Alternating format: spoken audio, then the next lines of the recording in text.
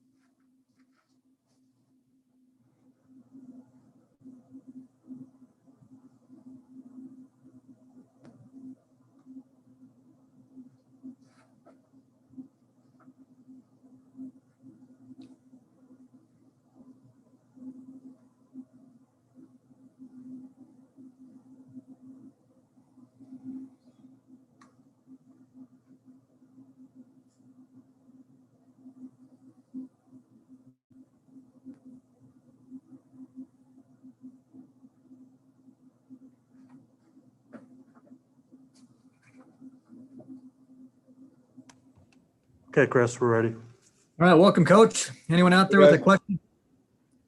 Coach Fran McCaffrey, please raise your hand, clicking on the reactions button at the bottom of your screen, and we will get started.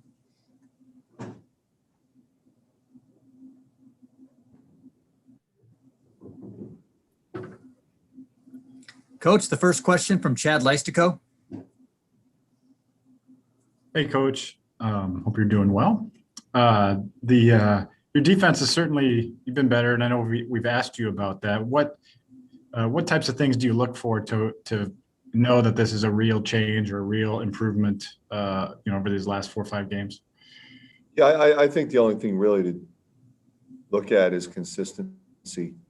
It's consistently been better, and you want it to continue. But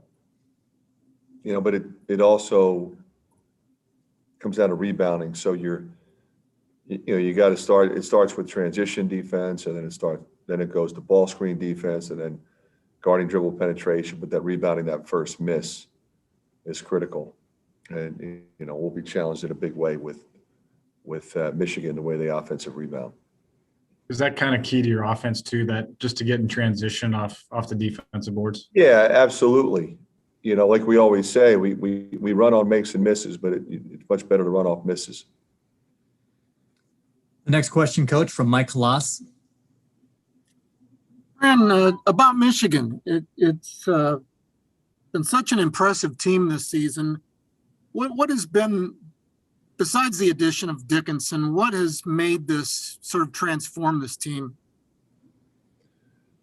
Well, Dickinson's tremendous. I mean, he's as good. He could be the top freshman in the country right now. But it's the grad transfers. You have 3 starters back who are tremendous. I mean, Livers and Wagner, are all league players. Eli Brooks is terrific. They're all veteran guys. But then, you take the guy who led the Ivy League in scoring, and you take Wake Forest's best player. And those guys are 21, 22 years old, and you plug them in with that other group. Now you're bringing Davis off the bench with Brandon Johns, 5th-year senior and another veteran guy. This is a very veteran group. They don't make mistakes. They don't turn it over. They really do a great job sharing the basketball. They got a lot of guys scoring, but they move it, they share it, and they defend. The next question from Don Doxey. Yeah, Fran, I wanted to ask you specifically about Dickinson, what kind of problems he's going to present for Luka, and what kind of matchup you see that as. Yeah, he's one of the best centers in the country. So, it's always going to be a challenge for Luka. He's good in the low post. He's a good passing big man. He runs well. He's physical. But it's like every game in this league. You're going against somebody like that. If it's not Miles Johnson, it's Kofi Coburn, it's Nate Reavers. You just keep going. The next question from Tom Kakert. Hey, Fran. Joe got up to the top 5 for the Jerry West Award today, and Luka will certainly be up for the Kareem again this year. What does it say about their kind of development that they've been able to kind of reach that level on an individual position group level? Yeah, I'm very proud of both of them, happy for them, but I don't think any of us are surprised. I mean, I think we all saw that coming. Both of them are incredibly hard workers, character guys through and through. And I think as a coach, you're just, like I said, you're proud of them. You bring them in and you work with them and you watch their work ethic and you see them get better. You see them compete. You see how important it is to them. And then, to be recognized on a national level is something that, I think makes all of us happy to see. But, the key for both of them, and they would both tell you this, is not to be satisfied. We're still hungry. The next question, Coach, from Jarek Andreski. Hey, Coach. Your team this year came in with its highest ranking, I believe it's had since the 50s. And now that we're sort of in the final stretch of the year, how would you say your team has handled maybe the added pressure of being one of the elite teams in college basketball? And what's your role as a coach to sort of help them with any sort of pressure that may come with that? Yeah, I think, I don't really look at it as pressure. You could be right. I mean, they could feel some pressure because of the questions they get all the time. But, we just have a healthy respect for this league and who's in it. So, what somebody says about you at the start of the year, that's what they say then. It really makes no difference. You got to play the games. You got to play a very difficult schedule. There's going to be bumps in the road. Some teams had, COVID issues. Some teams have injury issues. Now who steps up? And we've dealt with that. Very proud of our guys who've had to step up when we've had guys injured. So it's not something we really think about or talk about, quite frankly. The next question, Coach, from Chad Leistico. Hey, Chris, I've just got 2, so I'll squeeze them in here if that's okay. The first one would be, did you make a decision on whether you'll come back after the Michigan game and what? Yeah, we're going to come back. What were the pluses and minuses there? What led you to that last part? There's a lot that goes into it. We just feel like, it's better to do it this way, better to be here. Okay. And then I guess, 71.3% from the line isn't horrible, but I personally thought it would be higher this year for you guys. Have you seen anything? Do you need to work on free throws more? I mean, do you see that as a little bit of a red flag? Anything you've noticed there on free throw shooting? No, we got a couple of guys that are a little bit lower than what you would expect. We just got to get those guys to the line a little bit more. I think the more they shoot, the better they'll get. Next question, Coach, from Mike Halas. Fran, I know there's a lot of different ways to get to Big Ten head coaching jobs, but you don't see too many guys go from the NBA to the Big Ten. Well, how is Juwan Howard, in your eyes, adapted to it so quickly and have a team playing so formidably? Yeah, I mean, he's got a terrific background. I don't think he would have taken any other job but the one he's got. Not that he wouldn't have been a candidate for one. He just, I think, has an affinity for his alma mater. But he played in the league a long time. I mean, he played, for Riley. I mean, he worked with Eric Spoelstra. I mean, he's been around great teams, great players, great coaches. So he's a lot to offer. And I think he's real happy where he is. So, I don't think anybody should be surprised when you look at his resume that he's done well there. You could say a lot of really nice things, but the reality is, if you were to ask him, I think he would probably have expected that of himself. Because I mean, he put the time in this business, to be ready when his coaching opportunity came, and he's proven that he was. The next question, Coach, from Don Doxey.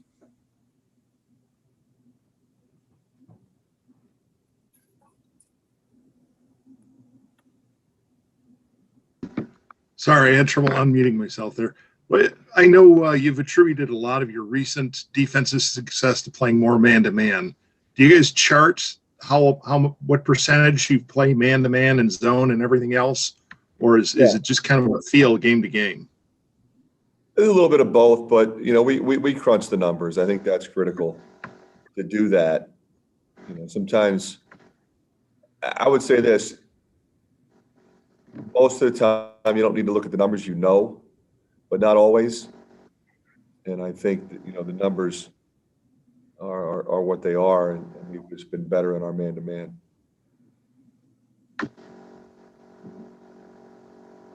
Any other questions for Coach McCaffrey? All right, Coach, thanks for your time. As Coach slides out, Joe Wieskamp will slide in and join us next.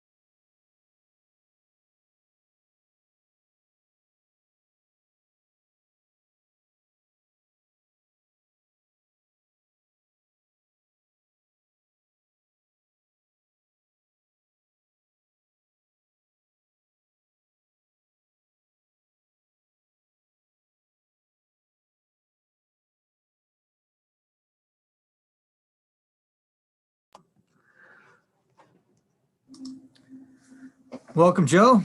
Thank you for joining us this afternoon. I hope you're well. Anyone out there with questions for Joe Wieskamp, please raise your hand by clicking on the reactions button at the bottom of your screen, and we will get started.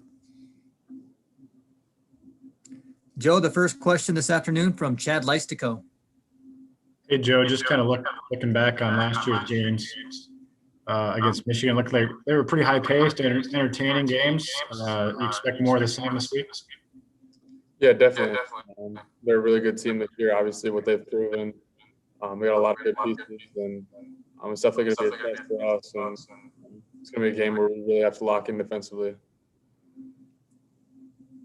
Joe, the next question from Mike O'Brien. Joe, we've gone now a couple months of you and your teammates just playing in front of us and a bunch of cardboard fans. I'm wondering, in all the practices and games, have you found your favorite cardboard fan that you like to look at? And do you have any family or friends that you know are out there somewhere in the crowd? Yeah, I definitely do, but I don't really have a favorite, to be honest. I don't really look at them. I just kind of go out there and play. I know I do have a couple family members that have sent some things in, but yeah. Joe, the next question from Mark Emmert. Yeah, Joe, what's it been like to play alongside Jordan Bohannon now for a few years, number one? And number two, how badly do you want to be the guy that makes the basket that gets him the assist record? I mean, it's just incredible for him to, put himself in this position to have the opportunity to do that. He's an incredible player and obviously a really good passer, and credit to him for how well a career that he's built as kind of a guy that maybe wasn't considered a point guard coming in, more of a guy that can shoot the ball, but he's really proven a lot of people wrong. And just the way that he's come in here and just attacked everything with such a good mindset and just has really transformed his game and his body this past year. And just the way that he sees the floor and just finds open guys at the right time is just incredible. And he's a lot of fun to play with. The next question, Joe, from David Eichelt. Yeah, Joe, I know you're not one for individual accomplishments, but you were named a Jerry West Award finalist. Can you just talk about what kind of that means to you? And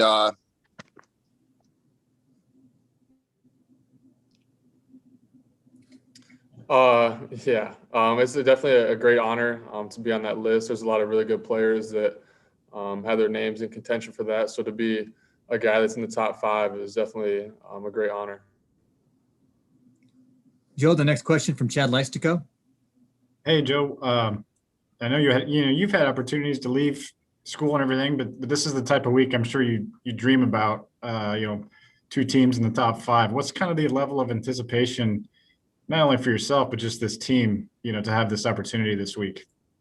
Yeah, I mean, you said it right there. It's just a great opportunity for us. And I think that's what we get night in and night out in the Big Ten is you're playing a lot of ranked teams, but not too often you get to play the 3rd and 4th ranked team in the same week. So it's definitely a great opportunity for us, and we're looking forward to the challenge. Do you, you played Ohio State once, you played Michigan. I know it's a different team, but feel like you guys can stack up pretty well against both squads? Yeah, definitely. Obviously, we're focused on Michigan right now and what they do. And like I said earlier, I think it's going to really come down to locking in defensively because they have so many threats that can score the ball and guys that can drive the lane and pass. So they're definitely a really complete team, and it's going to take a full 40 minutes for us to get the job done. Joe, the next question from Don Doxey. Yeah, Joe, you guys have played just tremendous defense recently, and I know some of it is playing more man-to-man. Is it that simple, or is there a little more to what you guys have done the last 4 or 5 games defensively? I mean, I think that's a combination of both. I think in the beginning of the season, in the middle, I think we might have stayed in the zone a little bit too long. It allowed teams to kind of adjust and kind of pick us apart and see areas in which they can exploit that. But I think we've done a much better job of, mixing our man and zone up. And I think it just comes down to guys, really taking on that challenge of guarding guys in front of us. And for the most part, the guys that we're guarding are usually quicker and more athletic than some of us. So it's just really just a mindset that we have to have and just really defend the guy in front of you and also help the guy if they get beat. Next question from Chad Leistico. Hey man, last one from me. It does surprise me that your free throw percentage is 69 or 70, whatever it is.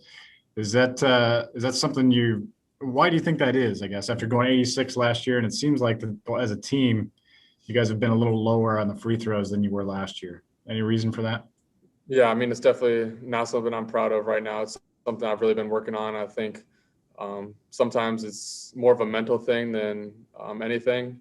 And I think it's just kind of going up to the line with the confidence of, I'm a proven good free throw shooter, and just kind of zoning off if you miss one and just not letting it get to you. So I think it's more of that than anything. I just got to shut my mind off when I'm up there. The next question from David Eichelt.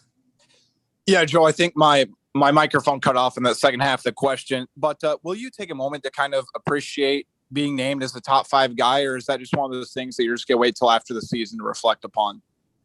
Yeah, I mean, I think it's definitely something that I'll look back on when I'm done with this season, and really appreciate it more.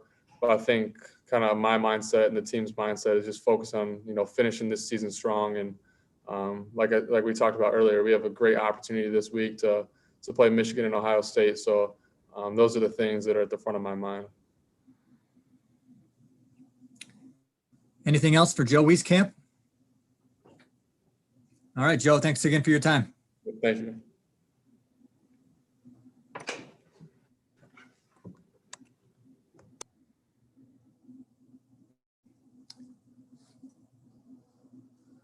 Jordan Bohannon and Luca Garza are set to join us. Order of appearance is TBD.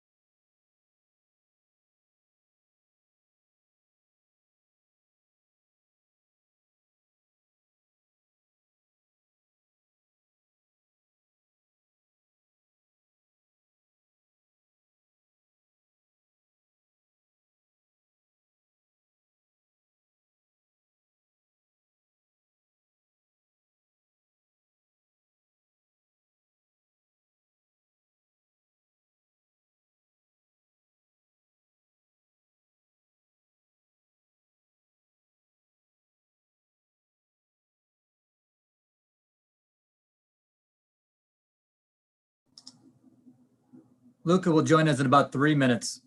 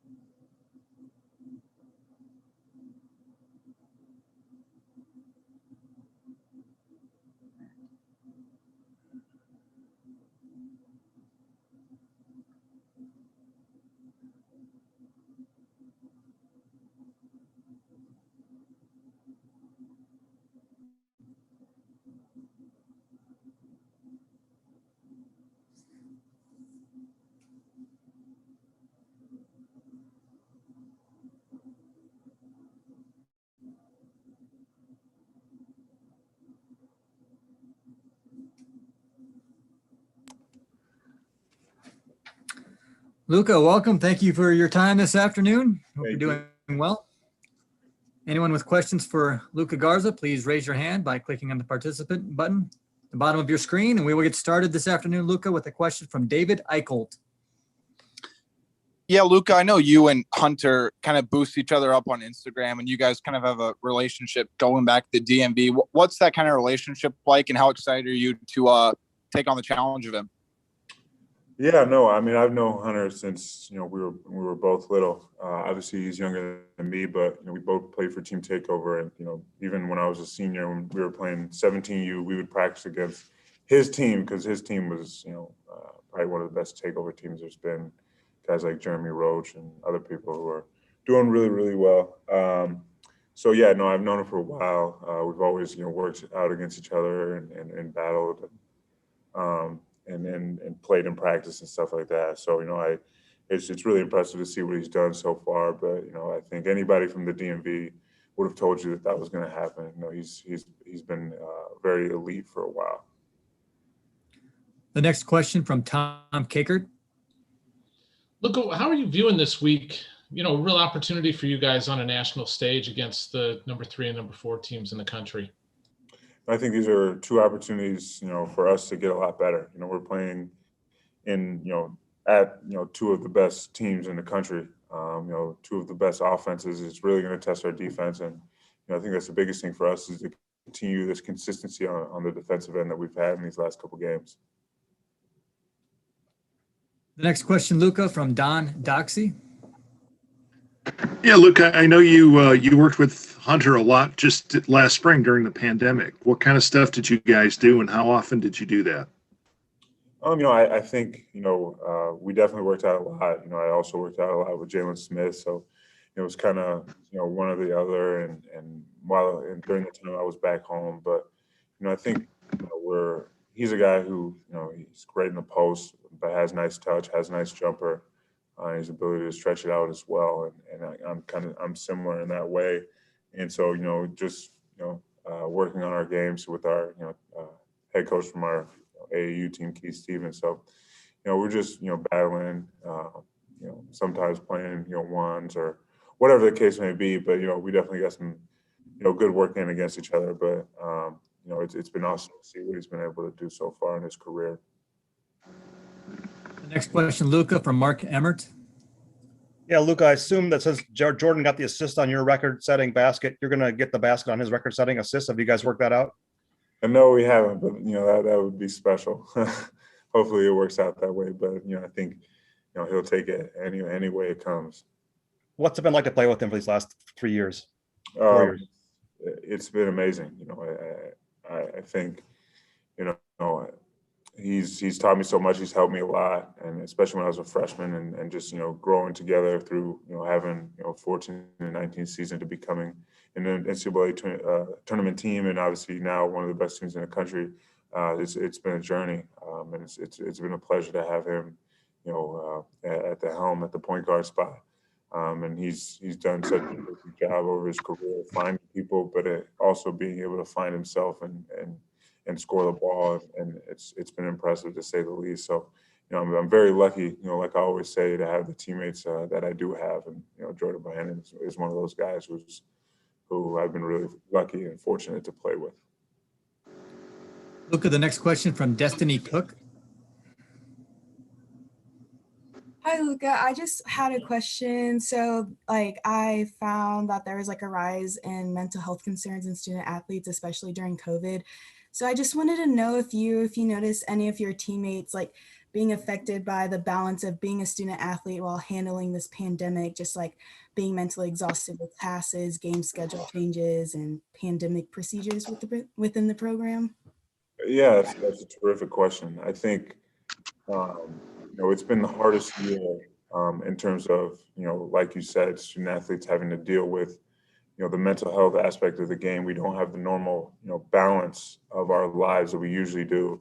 And while being concerned about not COVID and trying to be, as healthy as you can be and control what you control and being ultimately focused on, individual team and your success.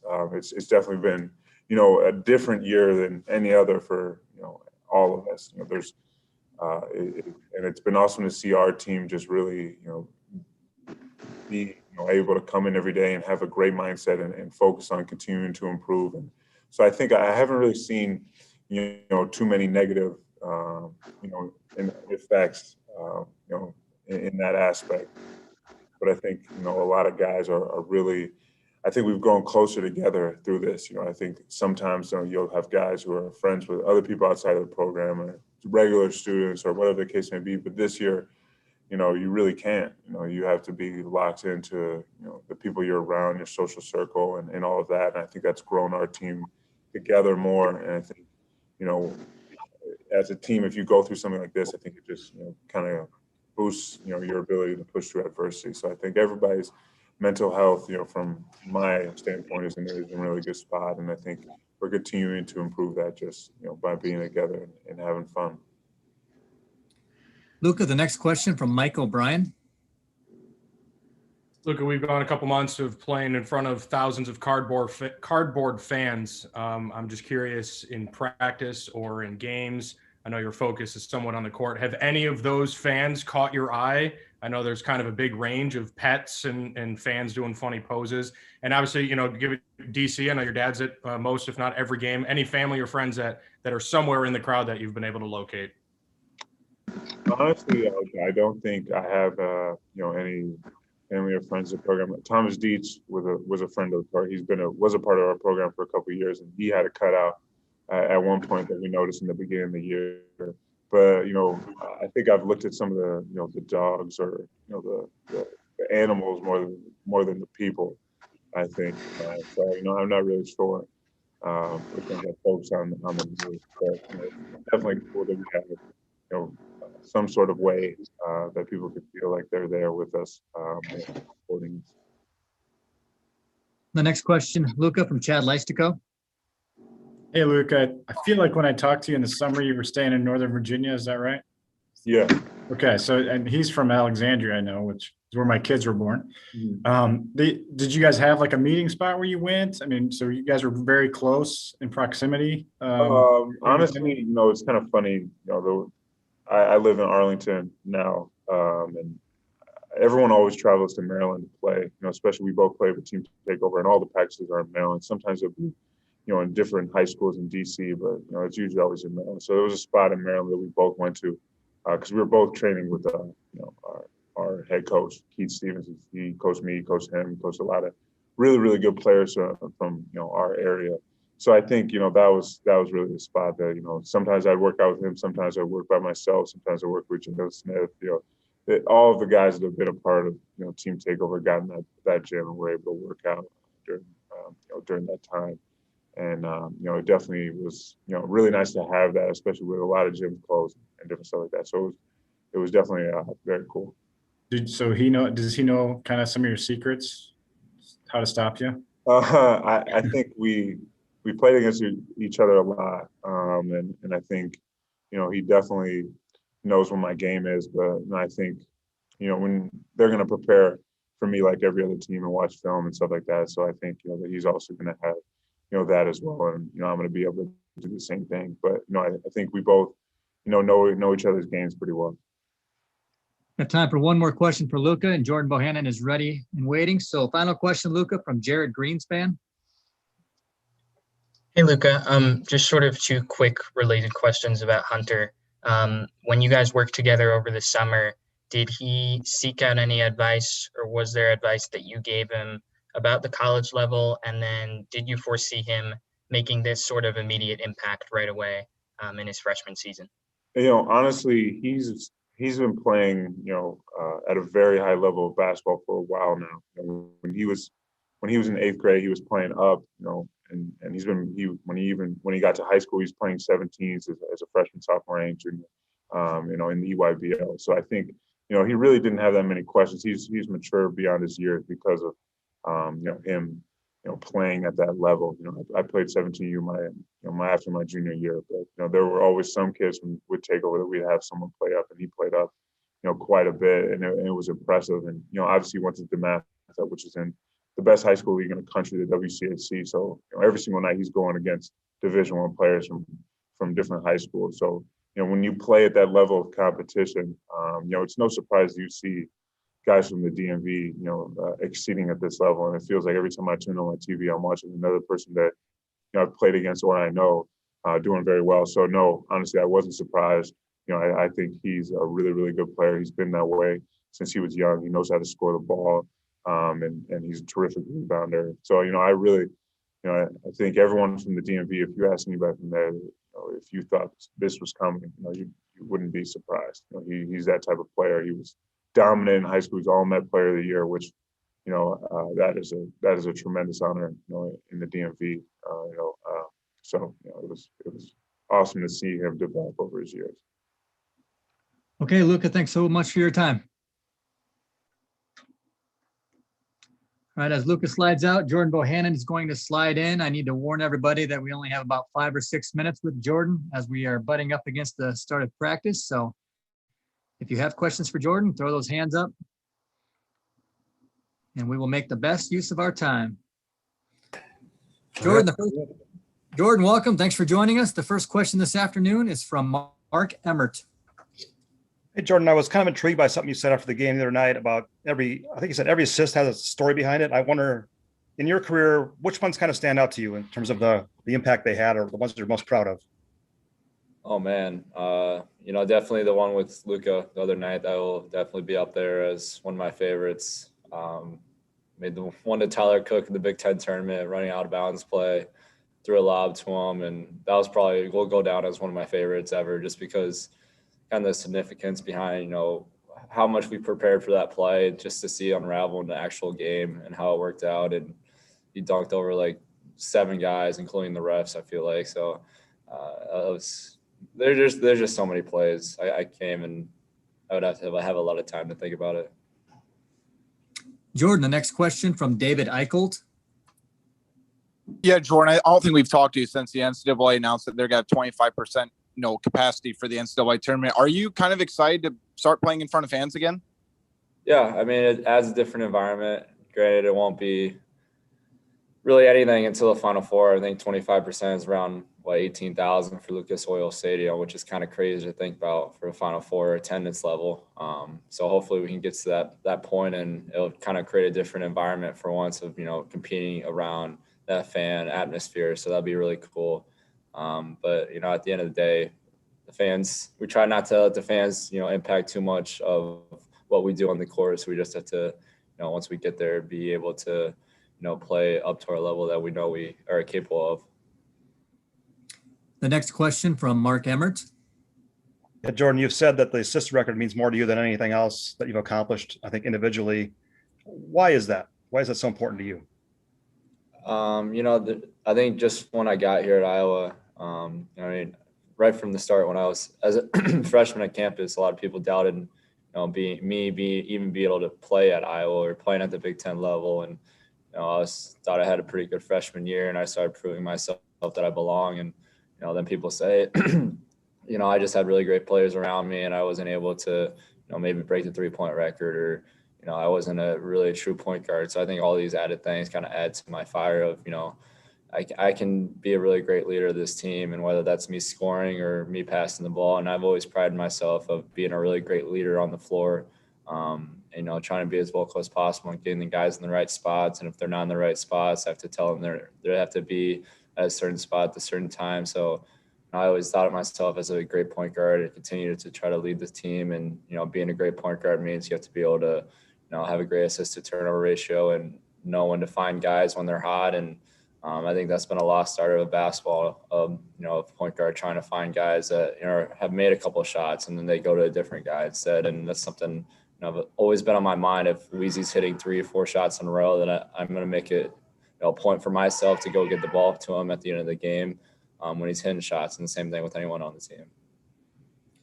We have time for 2 more questions. The first from Mike Halas. You come to Iowa seeing yourself as a great point guard, or is this something that's been an evolution with you? Yeah, it's funny. I didn't really see myself as a point guard when I was, under, 4th, 5th grade. I always was just a great shooter. And I didn't really, see myself as ever being, a point guard in the Big Ten. And then, my game started to progress, and I started working my ball handling even more as I grew up. And I slid over to the 1 when I was a high schooler. And, I shot a lot when I was a high schooler because I always had the ball. And, I was like, well, this is pretty cool. If I always have the ball, I can get a lot of points. And, it worked out for myself in high school. And then when I realized when I got to college, I was like, I can do a lot more things with the ball, and setting teammates up and making them better, all these guys around me. So I think my game really, it evolutioned across as I was, playing from 4th to, high school, then slid over to college. I think my game kind of just progressed in certain ways. And, I still consider myself as a scorer, but at the end of the day, my job is to get other guys the ball. And that's what I tried to do. The final question this afternoon, Jordan, from Chad Leistico. Hey, Jordan, coach said you're coming back between games. I know you mentioned that was your preference. Number 1, happy about that. And number 2, I guess you play the 2 top 5 teams this week. What do you guys want to prove about yourself? Oh yeah, thank God we're coming back between the games. I was worried about that one. I wanted to get some sleep in my own bed, knowing that we'll be in Indianapolis for, about a year. So happy that we're coming home. But it's just a great opportunity for us to be able to show what we're capable of. We thought we had Ohio State at home, and we let that slip away. So we get another chance to them on Sunday, and then we play Michigan, one of the top teams in the entire country. And we're kind of fighting for them for a spot that we believe that we still deserve a 1 seed. And I think if we're able to show, the national media and NCAA tournament committee what we're capable of on the road this week, that I think it's, from my perspective, it's going to be a lock for us to be a 1 seed if we win both these games. So that's the kind of opportunity that we had ahead of us. But we have to take care of Michigan first and do what we can to try to stop that team, because they're one of the best teams in the country for a reason, one of the best defensive teams in the country, one of the most well-coached teams, got a lot of players that have been through the ropes at that school. We have to realize that we're stepping into a dogfight at Michigan, and we have to do everything we can to, control the tempo of the game. Okay, Jordan, thanks for joining us this afternoon, giving us your time. The same could be said for everyone else. Thanks for being here.